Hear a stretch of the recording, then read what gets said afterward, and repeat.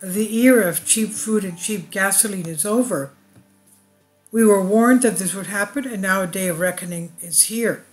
Michael Schneider on Collective Spark writes, all of our lifestyles are about to change in a major way, but the vast majority of the population still does not understand what's coming.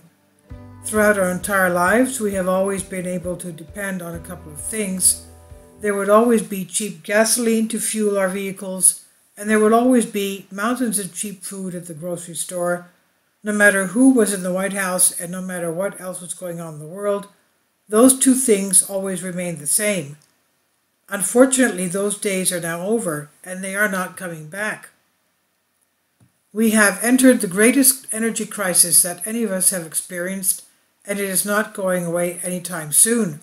So you might as well get used to high gas prices.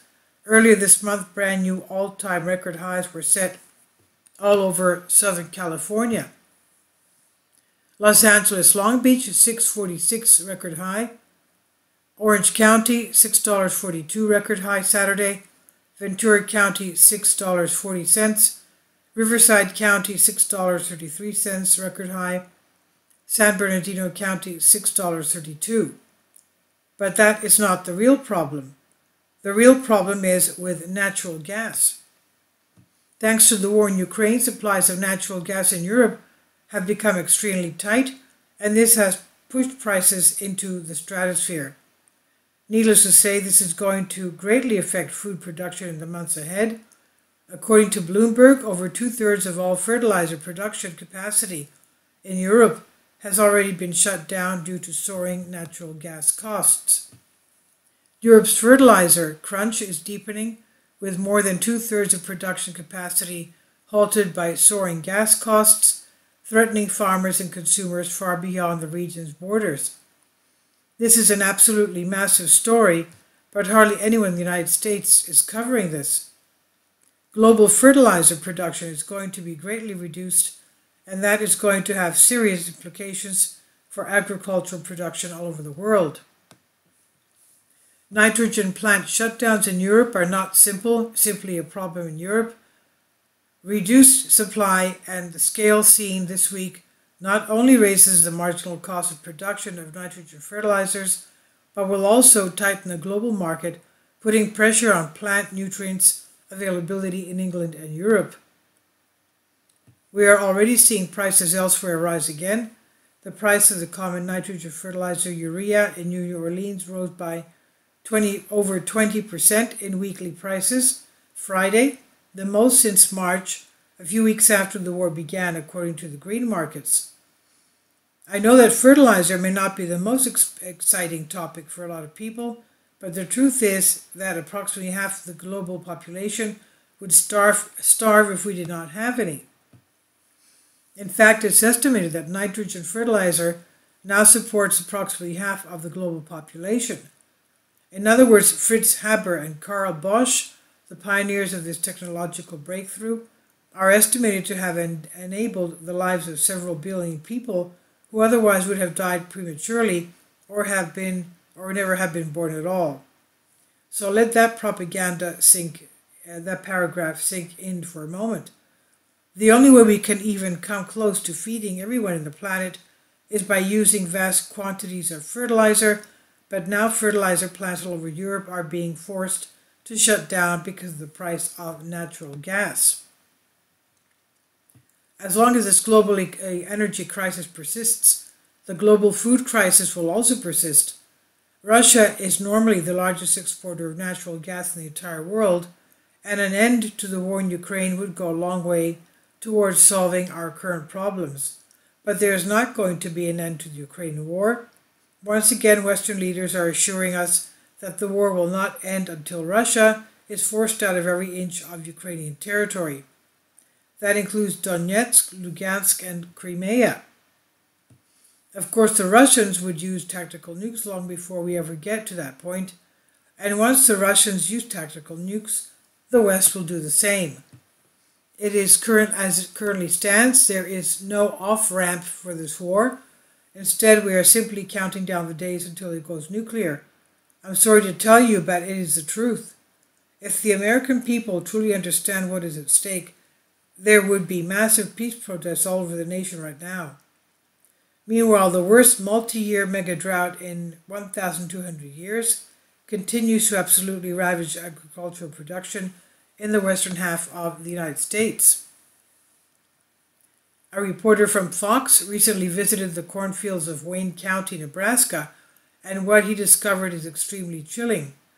Quote, "I'm standing in the middle of a cornfield that, if this was a normal year, or in other words, if the corn was growing the way it was supposed to be, you would not even really be able to see me right now," Fox Business Connell McShane reported from Wakefield, Nebraska.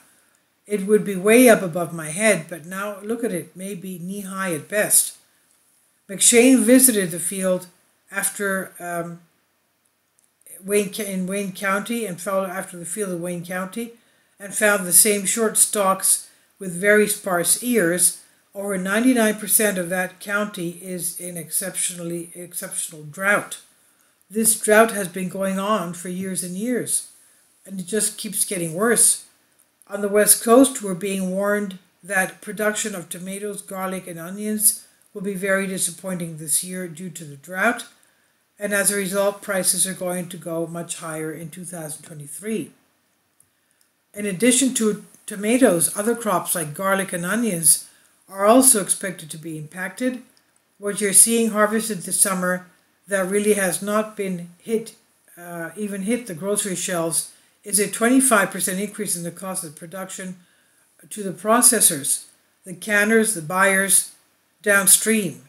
California State Board of Food and Agriculture President Don Cameron told Reuters, "The onions and garlic have already been negotiated for 2023 with another 25% increase in price." So this is really happening. Food prices may seem higher to you right now, but the truth is that this is the lowest that they are going to get. The cost of living is becoming extremely oppressive, and countless people out there are already struggling to make it from month to month. Earlier today, I came across a tweet from a 47-year-old lawyer that really hammered the point home. 20 years ago, working as a server, I lived in a corner, one-bedroom apartment downtown with amazing water views for $700 a month. A similar apartment now is $3,600 a month, more than 5 times as much. As a lawyer at age 47, I'm able to afford living in the apartment, and I did at age 27 while waiting tables. Sadly, what we have been through so far is just the beginning. The cost of gasoline is going to continue to go up. The cost of natural gas is going to continue to go up. The cost of food is going to continue to go up. In fact, the cost of just about everything is going to continue to go up.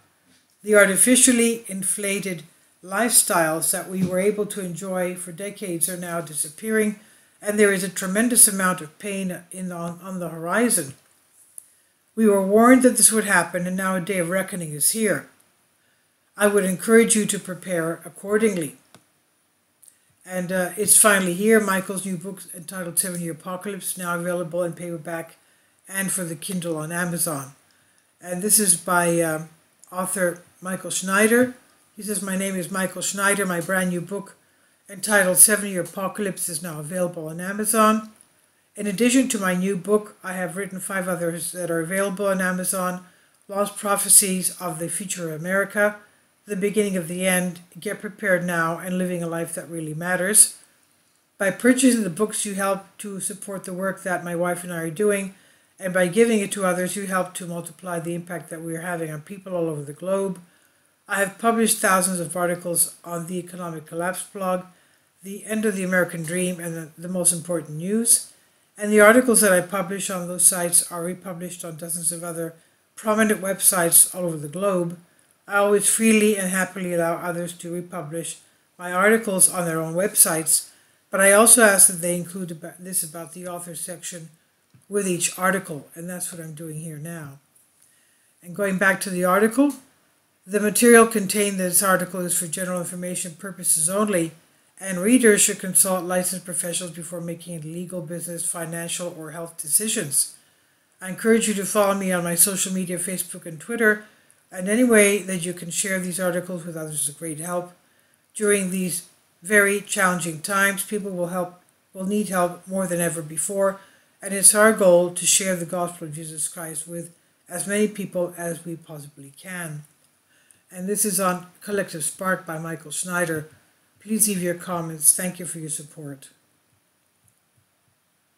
Kindly support my Patreon account. The daily posts are 5 videos daily, and they are totally different from what I have on my YouTube channel. Thank you so much for your support and that you find all my content so interesting. You'll find the Patreon account details in the description box below.